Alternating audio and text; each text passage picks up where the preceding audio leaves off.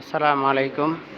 আজকে সারাদিন day long workshop ছিল এবং 139 জনের মতো ডিরেক্টর আজকে সারাদিনই আমরা প্রোগ্রাম করেছি।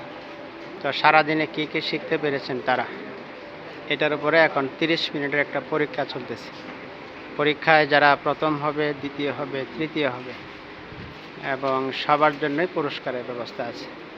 সবাই পরীক্ষা নিয়ে ব্যস্ত, সবাই খুবই মনোযোগের সাথে পরীক্ষা দিয়েছে। সবার কাছেই কৃতজ্ঞতা প্রকাশ করছি। পার্টিসিপেন্ট যারা, তারা সারা দিন ব্যাপী রোজা রেখেও তারা সারা দিন আজকে অনেক কিছু শিখেছে এবং সেটার উপর পরীক্ষা হচ্ছে। তারা খুবই মনোযোগের সাথে পরীক্ষা দিচ্ছে, তারা পরীক্ষা নিয়ে ব্যস্ত।